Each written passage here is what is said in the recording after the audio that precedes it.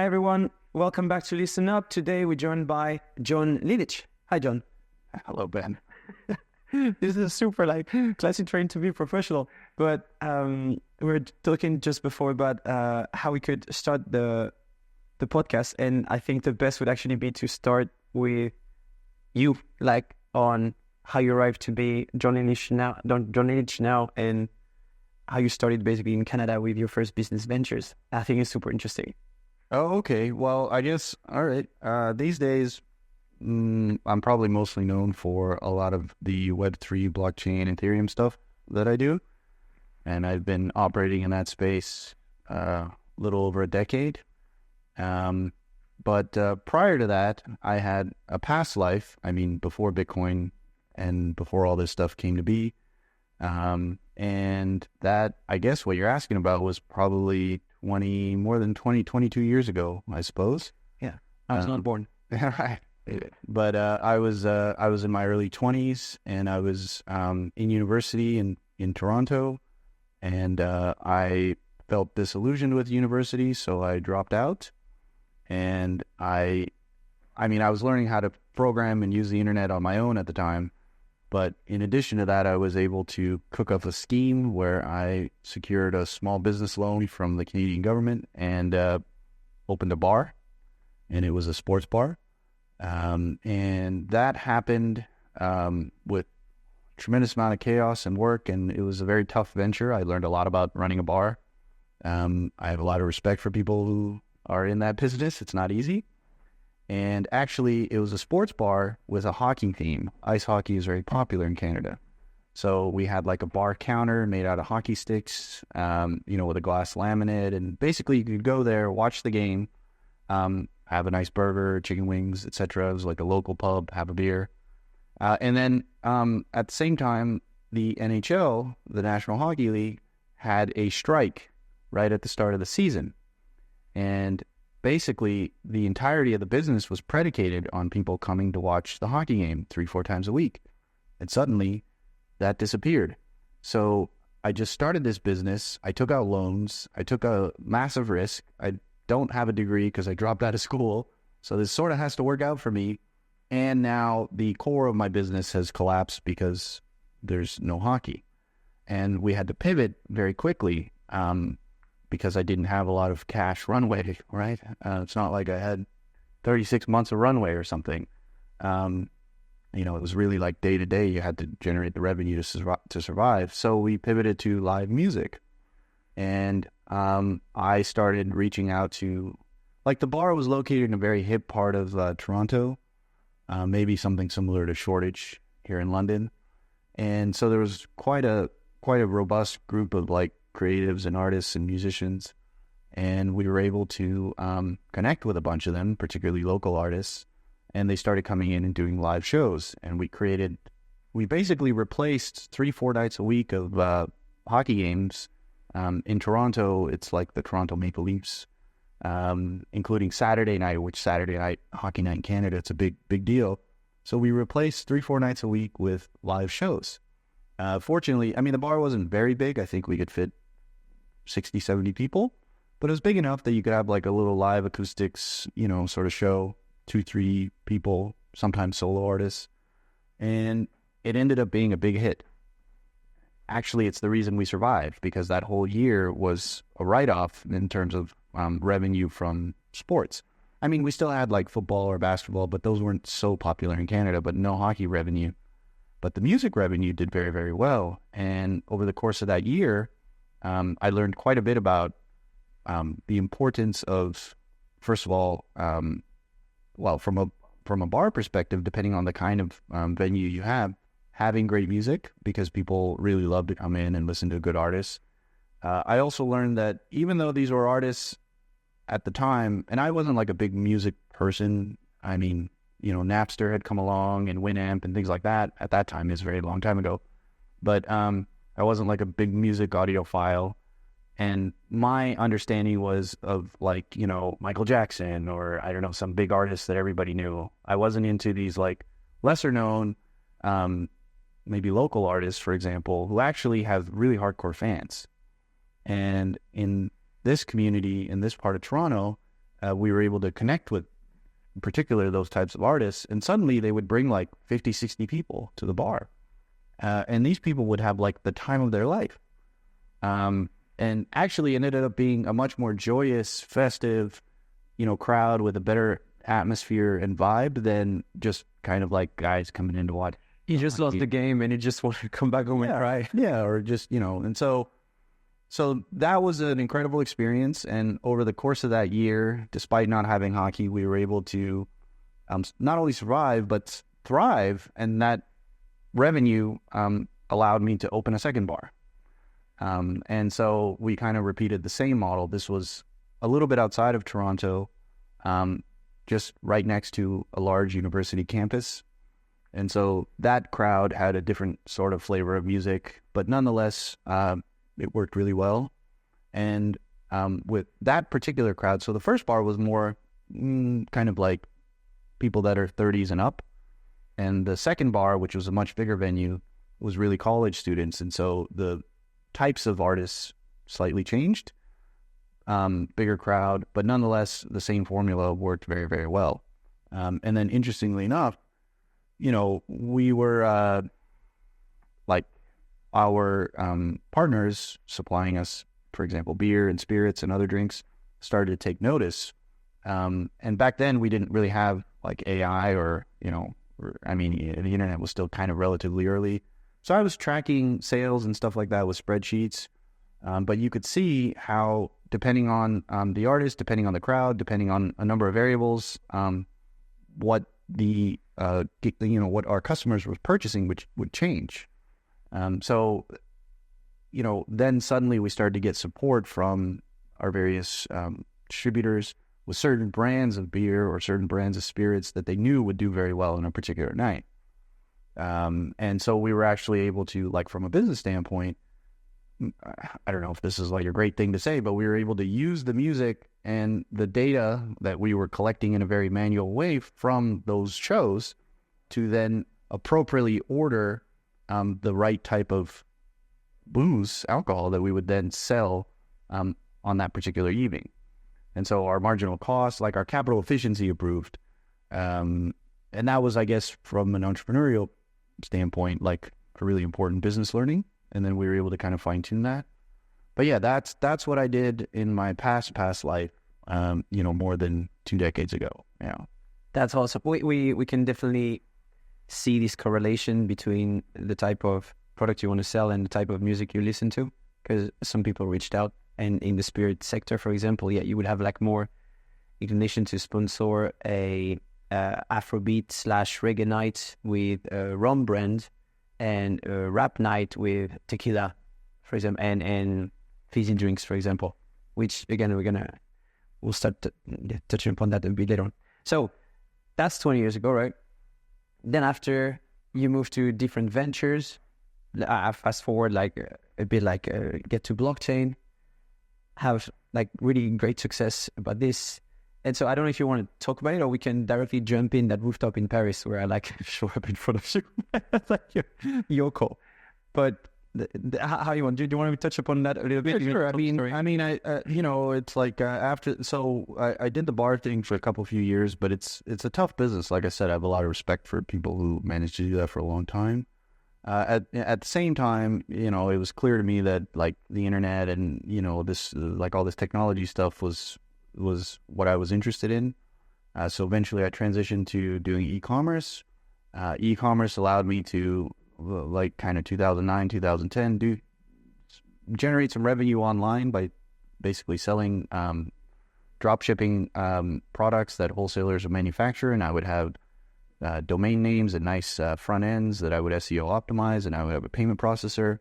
And then once the order would come in, they would drop ship and I would take a small margin. And that went on for some time until one day my bank account was frozen.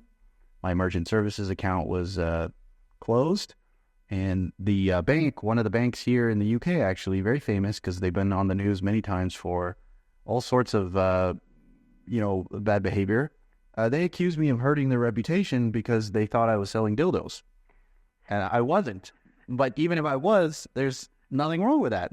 I was selling things like garden seeds and all sorts of products that you can find on Amazon. I think that because we cannot say the name, but like they want to hurt their reputation themselves. You cannot They've done a very good job. And I'm sitting there and I'm like, you guys fixed the LIBOR rate. I mean, there's like, you launder Mexican cartel money. What do you mean a guy selling dildos, an obscure little, they want to do it themselves. They want to do it in-house, right? I couldn't believe it. But, it wasn't so funny because actually they froze all my money. Yeah. I was living in London and, imagine you wake up tomorrow living in London as a young person and you have like no money, right? And so I had to get like my dad to Western Union me money to buy groceries and things like that. It was terrible. Finally, they concluded their investigation, which took 9 months. They said I didn't do anything wrong, but nonetheless, they closed the relationship. And during that time, I panicked, as you would, and it turned out to be a stroke of luck because I discovered Bitcoin. And then very quickly, became totally obsessed with Bitcoin because, I got canceled way before it was fashionable, right? And thinking that a bank account was like a human right or something. I was very young and naive. I didn't realize how easily it can be taken from you. And so, then I moved to New York, started going to the BitDev meetups in 2013. And 2014, I started volunteering at a place called the Bitcoin Center and right next to New York Stock Exchange, run by a buddy of mine named Nick Spanos. Along the way, I met a lot of the early, who are today kind of big crypto pioneers, people like Brian Armstrong, Jesse Powell. I met a guy named Joe Lubin. I heard about Ethereum. I was one of the first people to join Consensus. I spent 6 years there.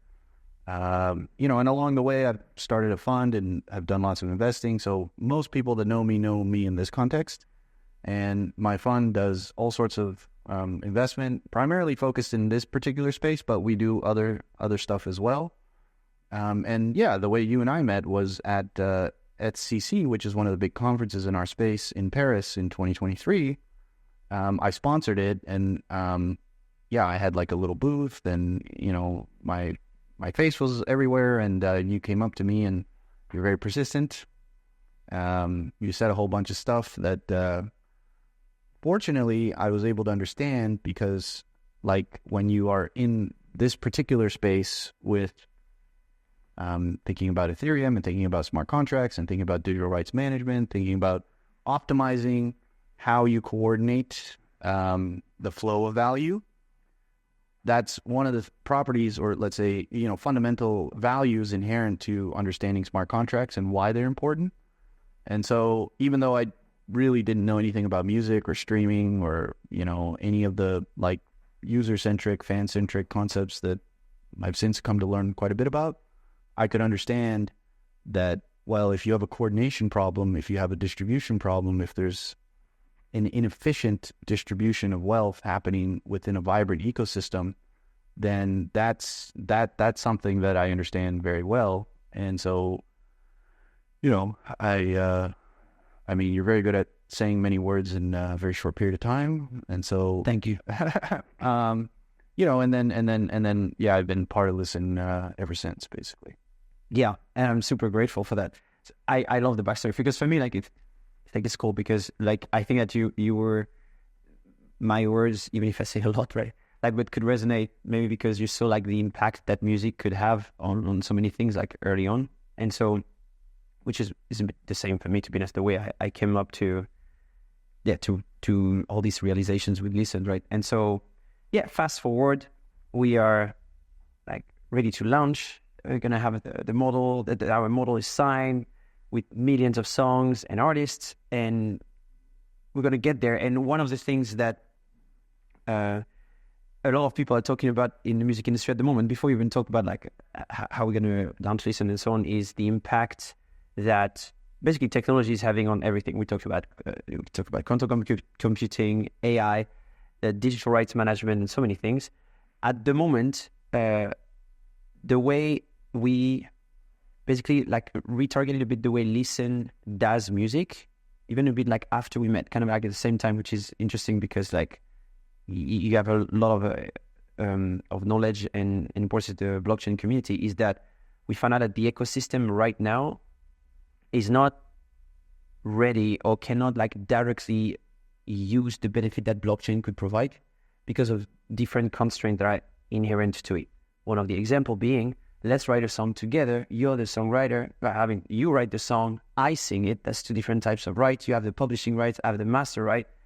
First of all, the people that will manage these rights for us just to ensure that we get money are two different types of entities. Some of them are regulated, some of them are not, but they both fall under what's called copyright laws, which has nothing to do with user-generated content platforms that make money with advertising. And so what we found out is that all of this is really heavily relationship-based, and that a lot of these people actually prototype that on-chain, just like some of your people at Consensus, by the way, realize that it's way more difficult to manage than just like, hey, let's put everything on chain, and a smart contract or some automated process could actually manage it for us. One of the basic example that actually I think is interesting, like even for the blockchain community to understand, and I really differentiate blockchain community and crypto community, even if they have a lot of overlap. But like in the blockchain community, where you can definitely see a lot of advantages of using the tech to solve the problem, which is like, why do I need someone else to manage my rights? Why do I need someone else to manage my money on a bank, right? Is that people lie. And so we could write that song, but then Roberto can arrive and say, I wrote that song. And Eva can arrive and say, I sang that song. And then suddenly that song that was in a ledger song or whatever, something that cannot be changed and there is no human intervention, generated money. That money went to us, but we ended up basically changing a bit the reality and taking ownership of something that was not ours. Thus, a lot of human processes, because that's basically what a lot of labels and publishers do literally on a day-to-day basis. And that ends up being one of their biggest, boss of expense, basically. Yeah, I mean, first, I want to be clear. Lissen is not a blockchain project. Yeah, no, it's not. Now, Lissen is an interesting model, which I think has core values that seemingly align with core values that the blockchain can potentially unlock. Okay, Yep. In my mind, in particular, that's solving coordination problems. However, to your point, it's not necessarily the case that in every single business model, like decentralization is the solution, right? There may be that some elements or some, facets of your business model could benefit from a more distributed infrastructure, or even a more distributed, set of agreements, for example, governing something that's happening within the platform. But that's really a case for, I would call it gradual decentralization, where it's appropriate and where it makes sense. At Consensus, we did, and this is very well known, we did launch a project, I guess it was in late 2015 or maybe early 2016, called UJO Music, UJO Music. And, it was like an early attempt with Imogene Heap was one of our first partners on that project. And she actually launched her own similar venture. I think it was called Silas, something to do with mycelium. Essentially, both were an attempt to use smart contracts to try and enhance and improve content rights management. But again, it comes back to that same problem, which is, well, who owns the content in the first place, and how do you actually enter into agreement for the rights to that content? It can't necessarily just be the case that, well, you print or you publish a smart contract on the blockchain and the problem is solved, right? It's much more complicated than that. Nonetheless, I think as research projects to kind of inform the art of the possible, they were quite interesting. But really, when you look at it, I would say that as it relates to music, especially streaming, there has not been any robust solutions, thus far powered by the blockchain. So while the ethos and the values are interesting to consider, and maybe they can help inform some design decisions, this is not a blockchain project. That's kind of step one. I would say where those inspirations can be particularly useful when trying to build something like Lissen is understanding that, first of all, and I think you've done a very good job of, for me personally and for many others, articulating this point. You think about something like Fan-Centric or user-centric. That's a similar value to in the blockchain space, where you have self-sovereign custody of assets, for example, or self-sovereign custody of identity. In other words, placing the emphasis on the user and giving the user a kind of direct relationship. And so when you think about, for example, using some kind of decentralized application, there isn't really intermediaries between you and that, right? You can have custody of your assets, you can interact with it. There's a very clear connection. Moreover, when you have, for example, in our space, founders who can connect in a very profound way directly with their users, I think that's also very, very similar to what Lissen is trying to do, which is connect artists to fans, and really do so in a way where, like, for example, if you have a subscription on a streaming service, probably most people don't know that the vast majority of the money you pay doesn't go to your favorite artists or doesn't go to the artists that you're most listening to. And so that's an example of a disconnect between the artist and the user. It would be, oh, sorry, go ahead. No, it's like that's literally where I was going. So it's exactly, it's like the segue is that digital rights management, which is something I actually, without even knowing it, like most of us actually face with.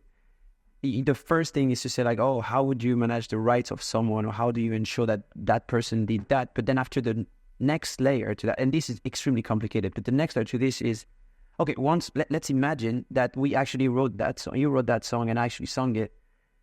Well, let's imagine that who is giving us the money? Well, normally we need to give that song to someone else, and these people are going to get money from customers and they're going to give it back to you. The example I gave the other day, I don't know if it's a great one, but I want to share with you now. It's like when you arrive to, like, we're in the UK, so a Tesco shop, right? Or Walmart, whatever, and you buy a can of Coke. You don't, whatever, $1, £1, you don't expect Red Bull to take some of that money. Like, my money is being spent into the good that I purchase. So that's how everyone see a financial transaction normally. You buy a house, you don't expect that the guy, that your neighbor is going to get a commission. So in music, that's what's happening at the minute. Is like when you're that's the fan-centric model that when I spoke with you, indeed, like was resonating, and it has been extremely successful, resonating across like a lot of rights holders worldwide. Which is, well, okay, you could just have the angle of like, oh, let's make it fairer for artists, right? Because at the moment I arrive, I go on some of the most famous music platform right now.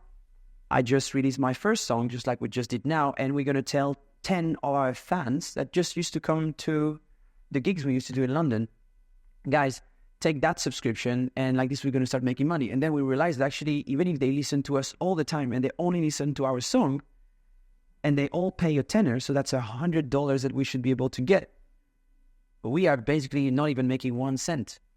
And the point is that's our customer. Like, in that case, we would be like Coca-Cola, and like someone would be making more money. And that's the system that's happening right now, called pro rata, or some people call it artist-centric. And the new model that we are providing indeed is user-centric. We have a better version we call fan-centric. And the whole point is that your money as a fan customer is only being split and sent towards the artist that you stream. Well, I would also argue that when you take a fan-centric approach, you're also actually taking an artist-centric approach too. I know. That's why, like, oh, marketing-wise, it was a great idea from the people who invented that to call it artist-centric. Because in my opinion, it's absolutely not artist-centric. No. And, you know, I would say the reason, in my mind, why that's the case, where fan-centric really also means artist-centric, is because when the fan knows that the money they spend goes to their favorite artists, now the artist knows that if they engage directly with their community, you know, and so incentives align insofar as, you know, the artist now is very happy to give more back to their community because they know that there's this like direct relationship. And so one of the things I was particularly impressed by with, you know, Lissen in the early days when I was really thinking about it carefully was, so in addition to, for example, creating an experience as an artist that you can share with your fans on the platform, such as if you stream this song right now for some limited period of time, then you can qualify to get tickets to like a pop-up show that I'm going to do. Okay, that's a direct engagement that aligns both the user and the fan and the artist. And again, it goes back to it's both fan-centric and artist-centric, because now as a fan, I know that I have this opportunity to connect with my favorite artists. I have an opportunity to then also not only connect in the digital space, but have that translate into the real world. And so if you can enjoy the things that you're doing on a daily basis anyways, like listening to your favorite music, knowing that's supporting your favorite artists, and now your favorite artist is reaching back out to you, and then that translates into like a wonderful experience in real life. That's what I'm saying when I say that fan-centric also means artist-centric. Yeah. I mean, it's really like, so that goes back to kind of like what I was saying earlier in terms of aligning incentives and solving coordination problems. If, for example, I happen to be a big artist and I'm on a big streaming platform and the royalties and the rights management, it's a bit convoluted, and my fans are paying subscriptions, but that's not necessarily going to me. And now I'm also on, I don't know, some other social media platform where I'm posting content, and I'm on multiple social media platforms. And now I have to sort of somehow marshal everything together and organize it into a concert, which the tickets are then sold on another platform. And at each step of the way, there's an intermediary extracting value. Suddenly, you have a very large coordination problem and a massive capital inefficiency problem, because the revenue you might in the end finally generate from that concert that you organized, there's been extraction at every step of the way. Yep. And you've produced all this music that fans have consumed because they like you. But actually your share of the revenue has been probably very small. And you haven't been able to have that direct to fan relationship because it's so fractured, since you have to go on all these different platforms with extraction at each step of the way. The way we explain it is really like fan engagement. Like the friction in the customer acquisition pipeline is terrible, because and also fandom with music is way too hard. Like that's something that gaming fixed 10 years ago. And so the point is, how do we try to make it simpler? We're in 2024, almost 2025, and why do I need like 4 apps to do that? Why artists know very well that the incentives are not aligned? Actually, now that we talk about it, I'm just like, why do we use centric in the name of the model? It shouldn't be fan artist model. Like there is actually not centric. It's not centered on a specific category of people, because the keyword is aligning the incentives. So, because as we said, like artist-centric, in my opinion, is like, it's just a marketing term. It's not artist-centric at all. So the way we do it indeed is to, for on the artist side of things, the way you see it is that helped me to engage with my fans. On the fans side of things, it's more like, now artists are giving me more.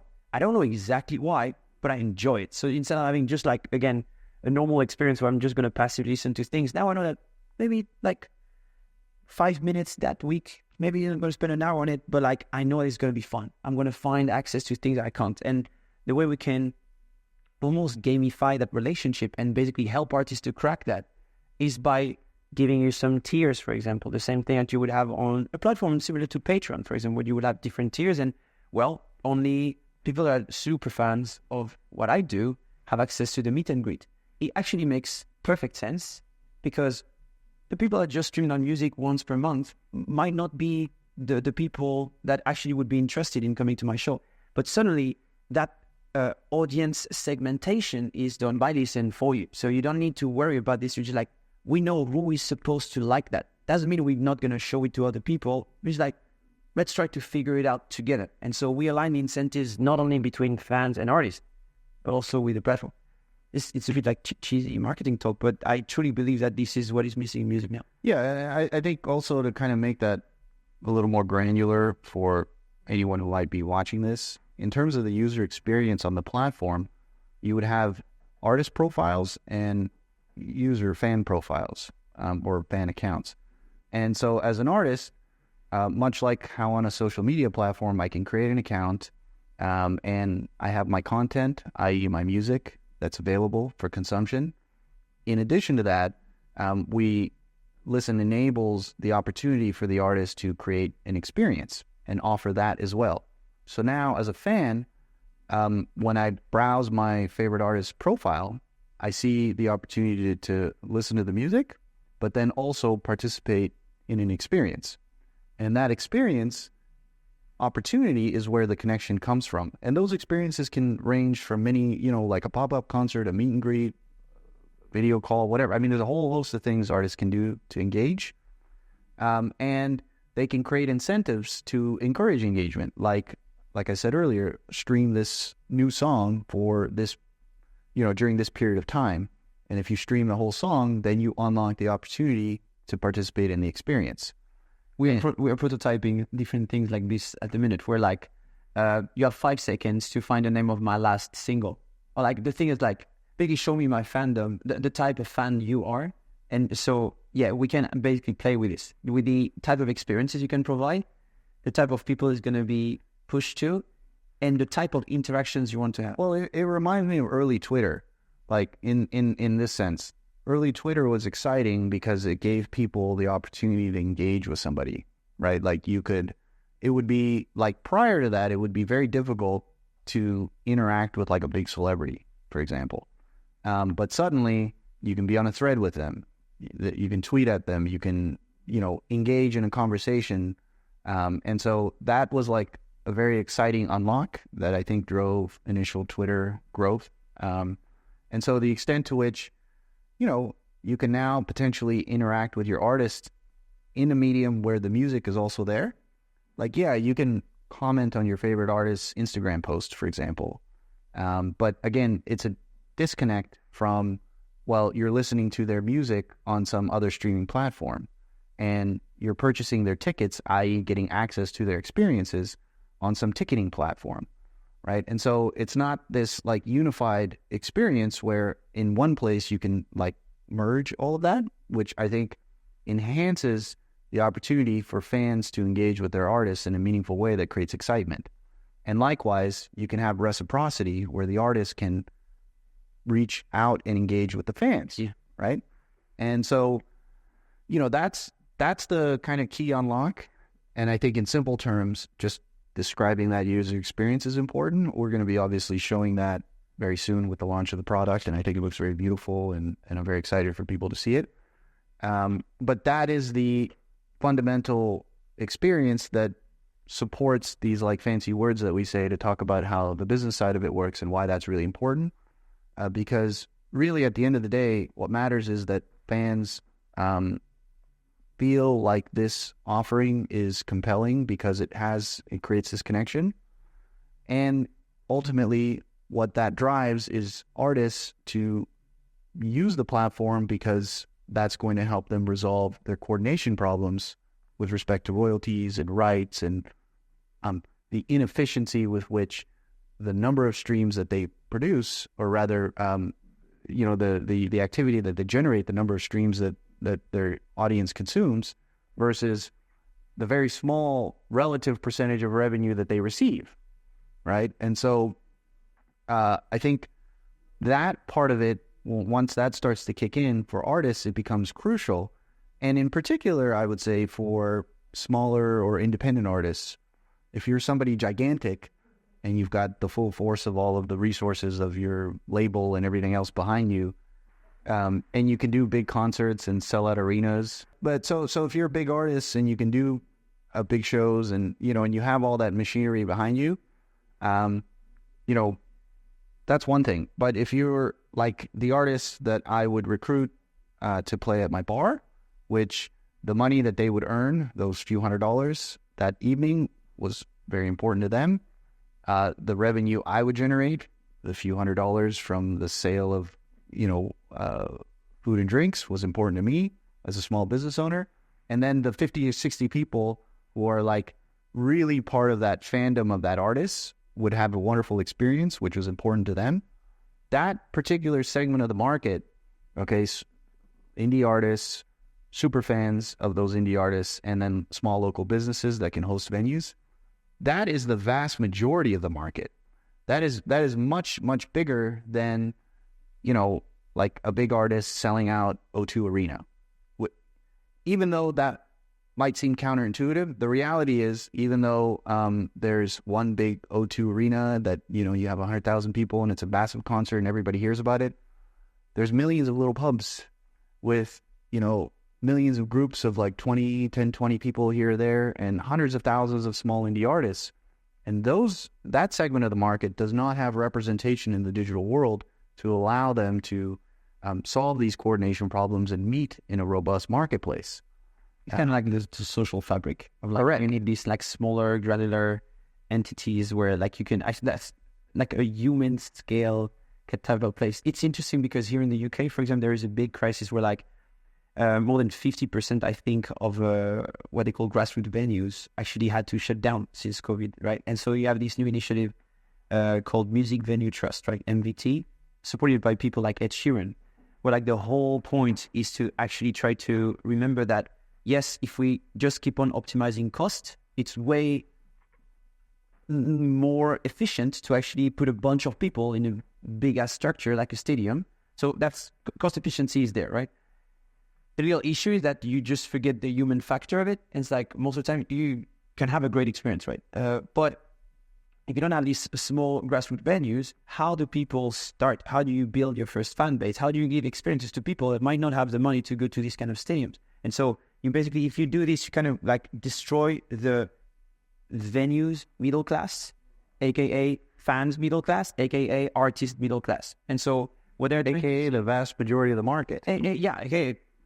Like, and without sounding like too gloomy, but like it's society, right? So it's like otherwise we just stay in our home, stream things, and then the next step is just to go to a stadium. It seems like there is it's kind of a steep ramp up, right? And so they did this. Coldplay is partnering with them also, where like they're gonna give like a percentage of the benefits of 2 concerts they're gonna do next year, to just try to again be like, well, if we optimize all that money at that level, we need to not forget that if we just keep on chasing pure profit, which again makes sense, we live in a capitalistic world, but if we forget that, at some point it's going to be very cannibalistic, because that steep jump of like becoming a fan to being a super fan willing to spend $500 to go to a show will actually disappear. Thus, all the enthusiasm that we are seeing right now of people to be like, oh, you're going to organize secret shows over London? Yes.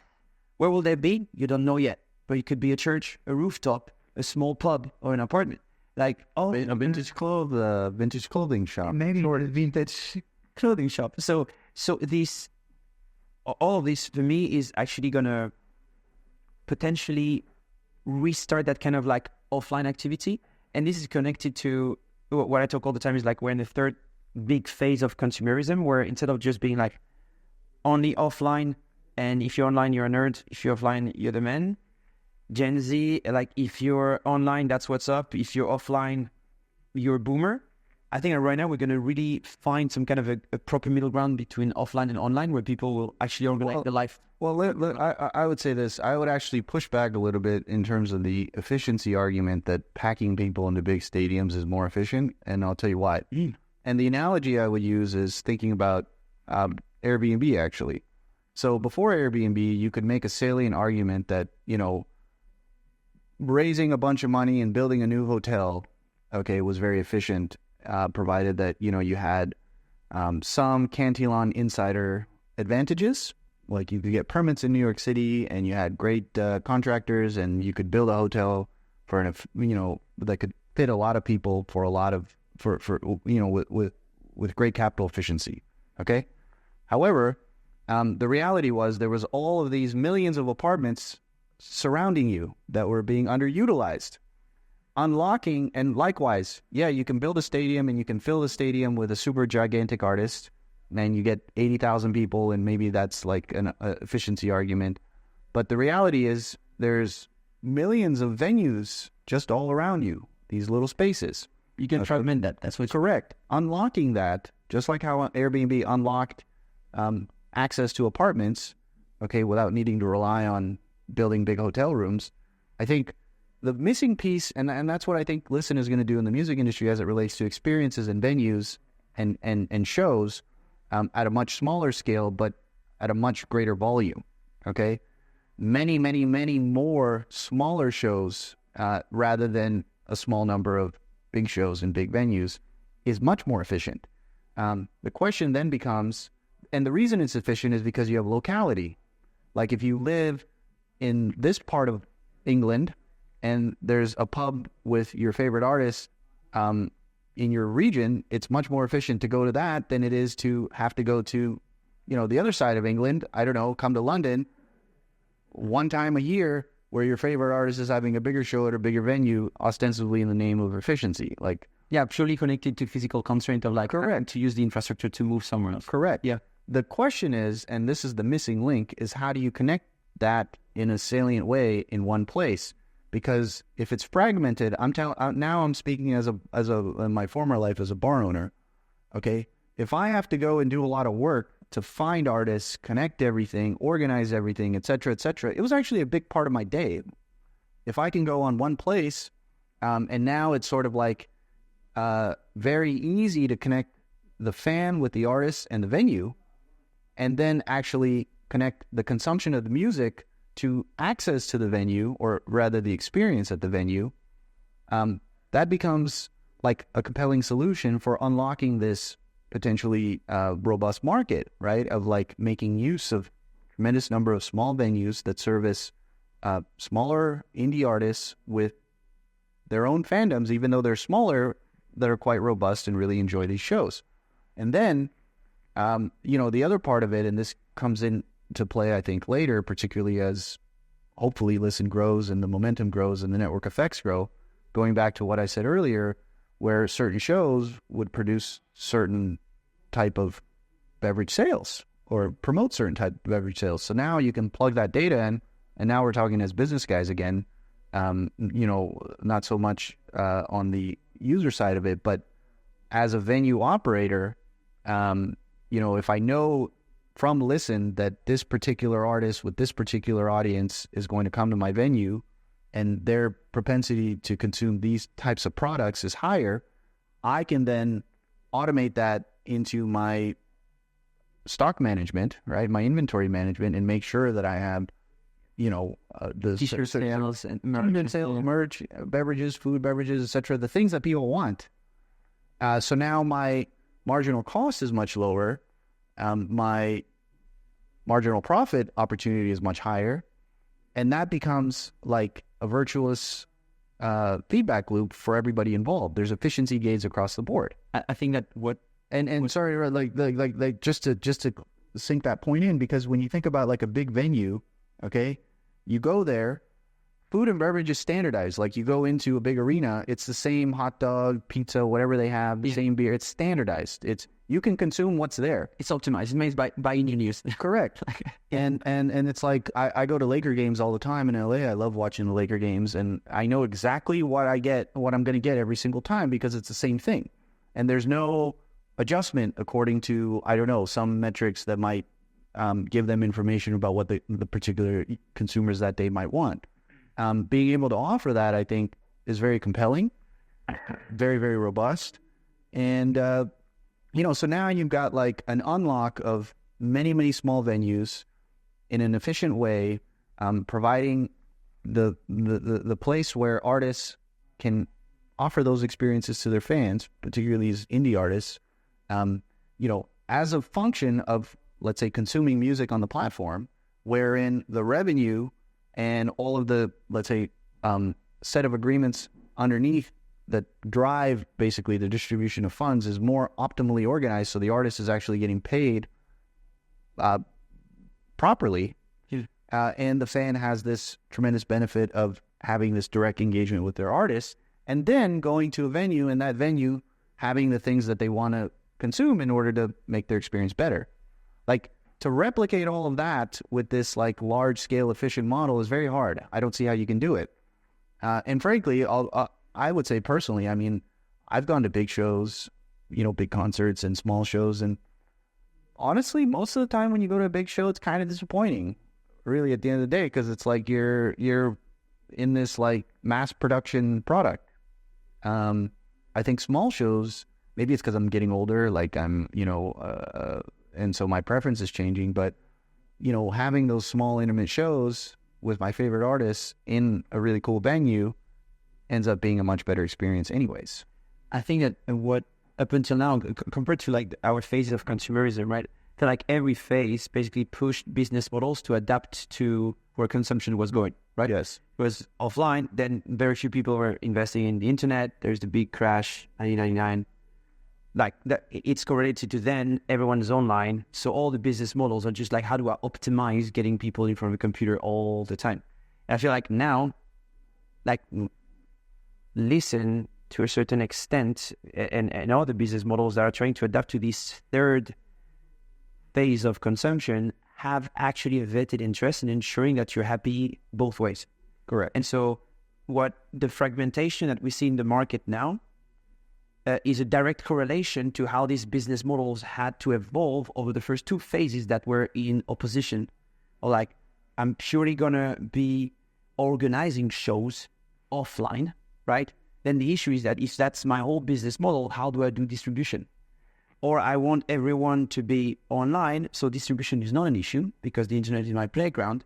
But how do you do live events? The floor, right? Yeah. And so merging that, so enabling the power of distribution with the magic of what like real life can provide. And now people now know that if you just stay online, like I don't know how many studies come out every week now just to show the impact on mental health and on your social wealth, basically, right? Like for friends, interaction, and so on.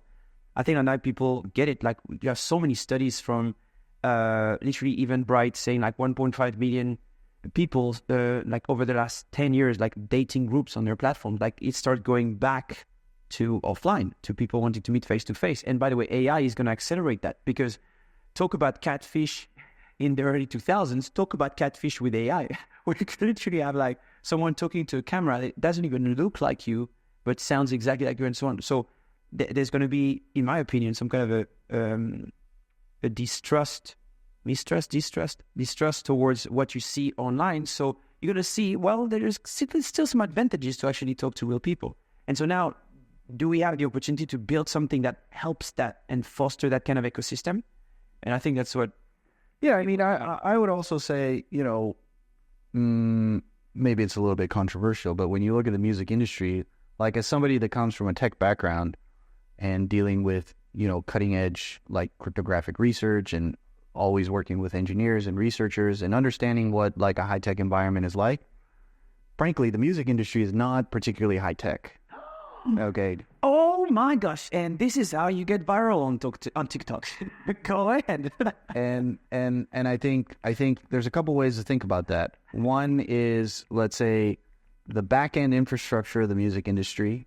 Okay, so this relates to distribution, content rights management, and all of these things, payments, etc., is quite antiquated, and there is a lot of inefficiency there. And then let's call it the front end of music, so streaming services, apps, other platforms, ticketing, etc., tends to be much more high tech, right? There's big tech companies in this space. And so effectively what they've done, in my opinion, is similar to what fintech has done to banking, where banking was slow on the tech side and fintech has eaten its lunch. Now, banking still has the core banking infrastructure, and you need them because they're plugged into the central bank and they have bank accounts and there's regulation in place that enforces all of that. So fintech is still a layer above core banking, and that probably won't change. But fintech keeps generating more and more of the marginal revenue, you know, that presents itself as markets continue to move forward. Likewise, back-end music infrastructure, all the old stuff, which still continues to be like who owns the catalog, who owns the distribution rights, who collects the payments or distributes the payments, etc., that's still infrastructure that's unlikely to really change. And then on top of that, streaming services, other, you know, music apps, etc., which present much better technology solutions to the consumer, and they continue to generate more of the marginal profit from this growing market.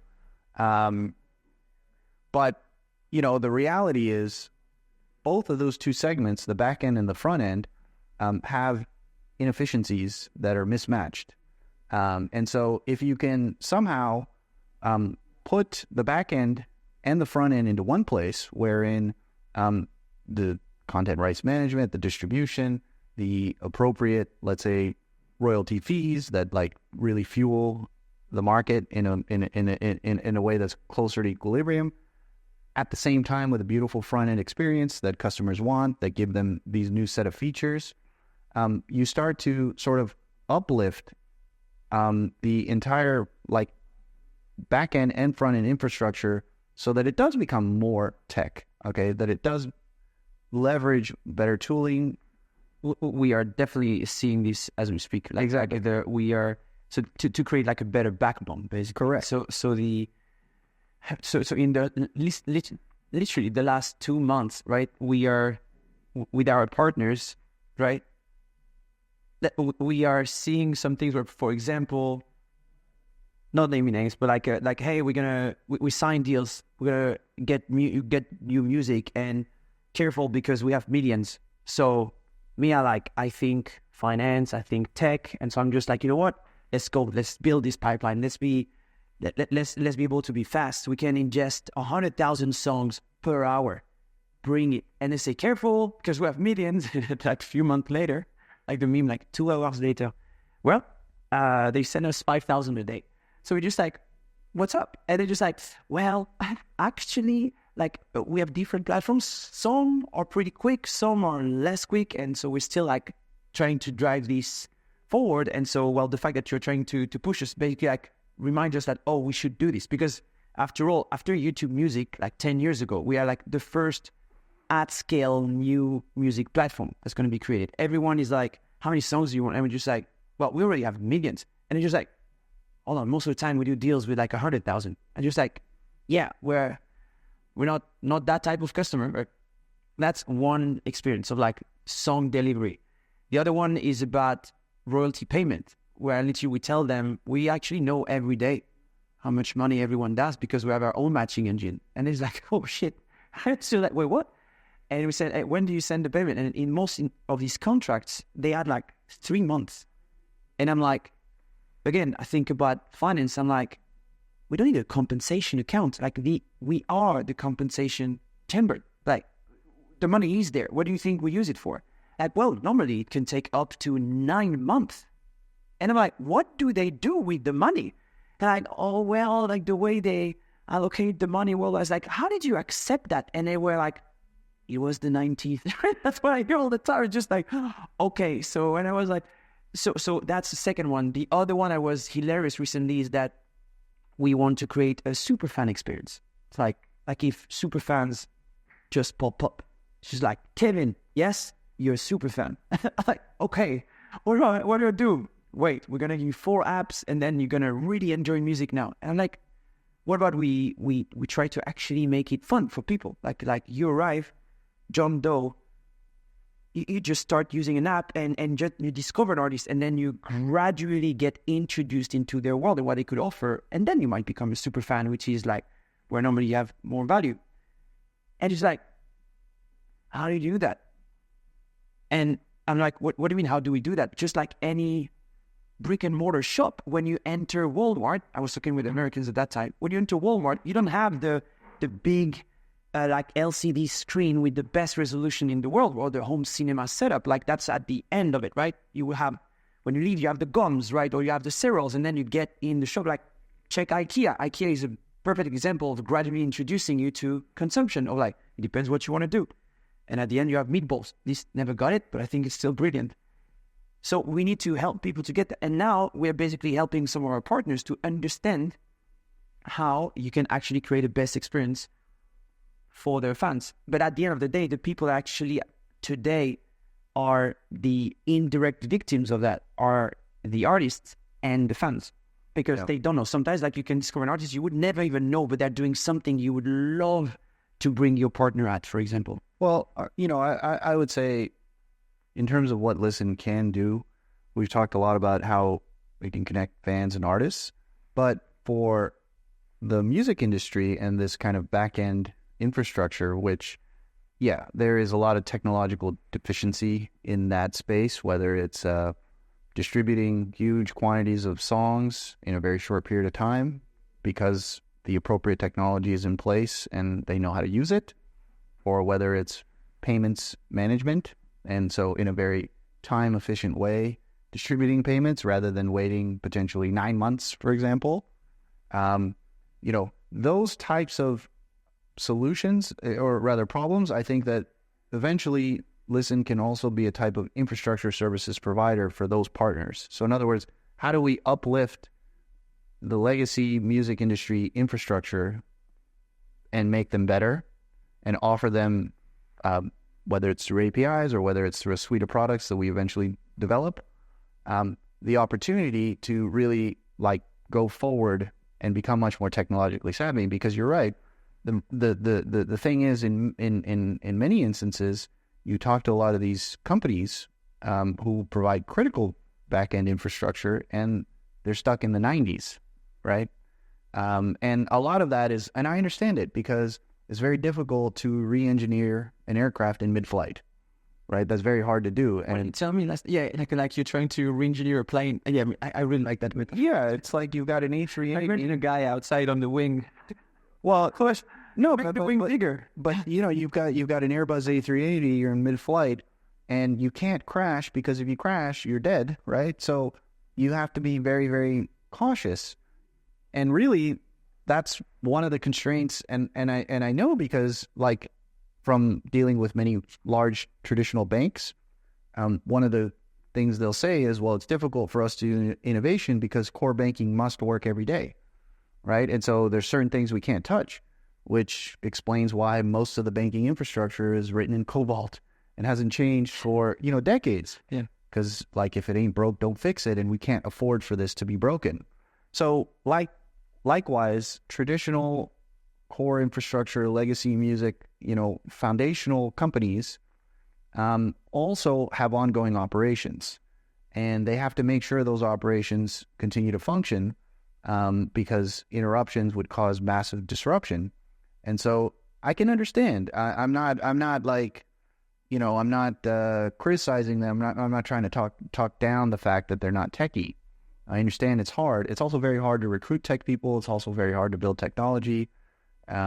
So I think Lissen can be a type of back-end infrastructure partner, which is an exciting area to think about developing over time. Just like how Google, started off as a search engine, and now it powers the back end of so many things for so many other companies. And so I definitely think that those traditional businesses, my message to them would be that we can be an ally. We can be we're very, very willing and eager. We're understanding a lot of your problem sets, because as a, let's say, more cutting edge, if I can say that, tech startup, we've had a mismatch. We've had pain points, even just with ingesting songs. We're ready to ingest millions of songs, tens of millions of songs. And we're throttled by maybe some legacy tech infrastructure, deficiencies. So we understand that problem very well, for example. And we'll literally fly to your offices and provide tech support and improve your systems. And eventually we'll get to a point where we build products and services that make it very easy to integrate with your systems to solve these problems. But what John is talking about, by the way, is that with some of our partners, right? They just told me no yesterday, by the way. So they have to send us millions of songs, and they told me we can't send more per day. And so I called them, and I told the guy, where is your data center? And the guy is close to New York. Why? And I'm like, because I can fly there, and we take terabytes of SSD drives, and we just plug it to a data center. I fly back. That takes me 24 hours top. And then after we take care of uploading to our data center. And the guy, so on the phone, it was really funny, because he looked at me huh? And I'm like, why would you do that? And I'm like, time. Time is the most precious currency we have. I don't have 8 months. By the way, all of them are just it's normal in the music industry. But again, I get all their constraints. But right now, you want to create us. What would that? You have 2 years of negotiations minimum, right? And then you have at least 8 months to actually get most of the music in the world, right? And I'm like, who has that time? And well, the last ones that did it were YouTube. So it is a real problem. We're in 2024. And so I just thought, why would you do that? And I'm like, why would I wait 8 months? Right? There was a conversation where the guy was our system worked perfectly well. I said, no disrespect to your system, but a flight is faster. and then so they, you don't need transatlantic cables and stuff. And so the conversation was fun. To come back on like the changing things mid-flight, the original businesses, right, the OGs of pubs, right? I just saw an analysis like on YouTube of like their operating margin went from pre-COVID to something like 35% to now like less than 7%, right? A bar that just organized live music. Because again, and the guy in the documentary is super honest about it. It's like when you run a venue, just like you used to, like I might in 5 minutes be on the roof to fix the AC, and I need to ensure that the customers get what they want, that the barrel of beer is full, and so on and so on. And so you do so many things. And so the point is that up until now, like I can't wait to meet all these people, because the incentive of the people selling you potentially artists going there, right, that's the whole business model. Our incentive is just to power it. Because if we power it, we also make money by selling the picks and shovels. So us doing it at scale makes us a very, very, very cost-efficient partner. So because if you succeed and all the people that go there are very happy, it is going to work out. That's how like hostel world, right? This kind of back-end system for all the hostels in the world. Like you can keep on being your hostel and like selling, accounting and doing your stuff on your own, or you go on the web and you have suddenly the web as distribution. So now your venue, I don't just sell you the back-end. I, by the way, don't even sell it to you. I just say like, what about we plug it, we do this like as partners, but now suddenly we also bring you people that are going to consume where you make most of your money, aka food and drinks and so on. There's that, like the first, like literally businesses that have to actually re-engineer mid-flight. And yeah, I don't even know how many people we can quote, but yeah, we're trying to do all of this. And the way we partner, by the way, I want to be sure, like it's not just about like talking about Lissen. Shout out to the people that are trying to make this evolve now. For example, some of the OGs in the landscape, like Bandcamp, for example, have been trying to help artists like since day one. Like it's commendable what they have been trying to do. Now it's a tough moment for them at the minute, but they are still providing that system. Again, they're trying to go through this. The people at Even, I just met the founder the other day, so it's just on the premise of, listen, are people really still discovering music on traditional music platforms or on social?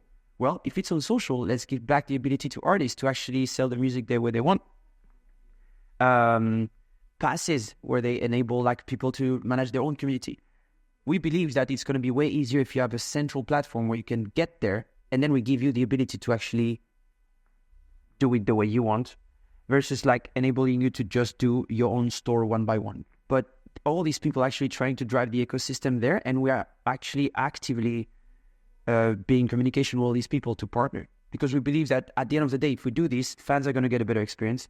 Artists are going to be able to live off their art and actually develop way more. How many songs haven't been written because they have to bartend in the evening, or because they have to sell merch and they don't want to do it? Yeah, or because it's like, you have this like super fragmented ecosystem of many different places that you have to navigate, and it takes up a lot of time. I mean, even just staying current with all the different platforms and all the different ways that they could potentially help an artist is like hard. I think that, from an artist perspective, the extent to which you can pick up one tool and go.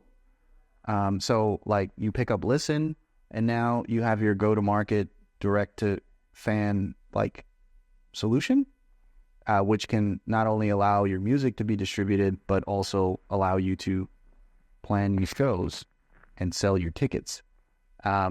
Rather than, and if you can do that in one place, it saves you a tremendous amount of time. Rather than like having to manage all of these things. Like I have a buddy of mine, I won't mention his name, but he's actually a well-known rapper and very good guy. And now he's got like a team, but it wasn't like that in the beginning. But in any case, it's like almost as if he has his own family office managing all of his different business ventures and all of his different, just like how you would if you had many things going on all over the place and you have to pay people to manage it for you.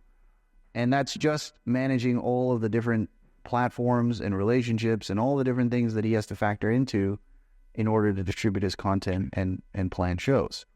And I feel like, you know, the extent to which you can simplify that unlocks time for the artist, right? And it reduces complexity. So again, it goes back to coordination problems and kind of like, you know, simplifying the coordination unlocks tremendous value in this case because it frees up time, right? So, you know, I was also just going to say one last thing in terms of the kind of legacy infrastructure, core infrastructure, music, you know, side of things.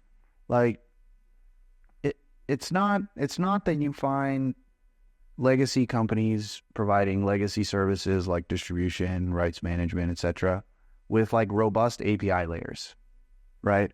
That you can sort of plug into and automate these things. And yes, for folks who don't know, it's Lissen is, you know, several years in the making with, you know, a couple of years of ongoing negotiations and work just to get into the set of agreements that we've been able to agree, which has unlocked tens of millions of songs. But that kind of a thing should be something that, you know, you can programmatically resolve in a very short period of time at a very low cost. And in fact, happily pay a subscription for, as an example, right? And so I think if you wanted the legacy core infrastructure music industry to unlock new models and new revenue streams and new business opportunities and growth, you know, to me, it's hard to fathom that like you don't have this rich API layer that you would have, for example, in the financial services space, because when you have that type of infrastructure, you enable composability, right? So other businesses, other services who, you know, and then they create new value and new models on top and so on and so forth. So I think just going back to that part of it, I think that it's a very exciting opportunity space for Lissen, because we're not, you know, the way we've set up our agreements, the way our business model works, it's not extractive. Like, we don't need to squeeze the lemon, so to speak. What we need to do is provide cost efficiency, capital efficiency, and save time. We need to provide additive value, you know, like value add outcomes for our user base. The way I said it's not arbitrage, it's Correct. revenue share. Correct. It's that simple. It's like when I buy that plant, a tenner, and I can sell it for 200, like, the next time that you're going to sell me the plant and you know what, I make more, like suddenly like the relationship is a bit difficult. If I tell you I give you 50% every time I sell that plant, we have a totally different relationship.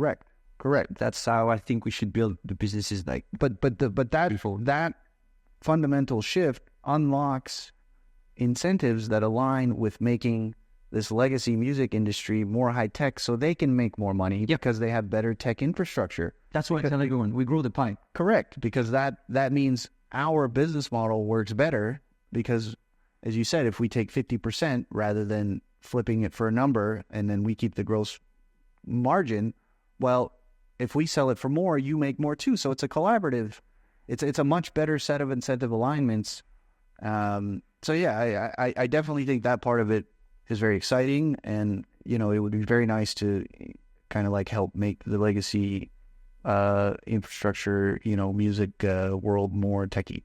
I think the music world is actually super well positioned for what's coming. I know at the moment there are a lot of like, we don't have time like to go into AI and quantum and so on, but like at the moment there are a lot of threats because of AI. But the music world, in my opinion, they were the original influencers, right? When you were an artist and so on. Then after you arrived, social media, YouTube and so on, and so you can actually do everything from your home. The original like Casey Neistat, Logan Paul, KSI and so on. I was talking with one actually pretty successful YouTuber just like 3 days ago. He's ready to me like for a 30-minute video, like super like high quality and so on. And he has 3 employees already, so he can live off his content, right? But that takes him like a full month, right? The issue is that now, because his whole livelihood is based on something digital, just like formerly TV shows that were actually just like killed by YouTube at the minute. All the product placement that used to happen on Saturday Night Live now go to KSI, right? And so they are seeing the same cannibalistic behavior from AI now. Because it's just like, yep, AI can script my show and put my face, like whatever can happen, right? And that could be done in a way quicker manner. So what's the next step? Well, it's like all the content will be actually created by AI and consumed by AI. And humans, and the whole point will be to convince humans that it's still actually entertaining. I think that music is this beautiful world where you can actually be at the intersection of what could be recorded and what could be in real life, a live show. And so I truly believe that we can enter this cycle when we start again a golden era where actually like you find out that and we remove this term of influencers, which I have never been like a huge fan of, to be honest, up until now, of like entertainers. This is the economy of attention, and we are entertainers. What we're doing now, like we're all just trying to give information or provide a good time to people, and it's entertainment. So they will be the only one proving to you that they have the skills, the wit, the willpower to actually entertain you. And so they deserved to be followed and to be a fan of, for example. And so they're the only ones. If you think about it, like video, for example, that really took over since the beginning of the internet, at some point, yes, you can create music digitally. Yes, you can create video digitally. But before you actually enjoy for real having a robot playing Wonderwall in front of you, I think we have some time, right? And I think the best would actually be to have the band next door to arriving to give you that experience when you arrive and you create these social experiences. So I think, to me, that's why music is so well positioned to actually be at the beginning of this third phase, right? It's called consumption because we live in a capitalistic world, but it's really like, how do we entertain ourselves? How do we actually live? So I think music is going to be potentially at the beginning of this new era. That we could close on that. No, very good. Yeah, sounds good to me. I couldn't agree more. John, thanks a lot for that. And that's it. Yeah, we'll be right back.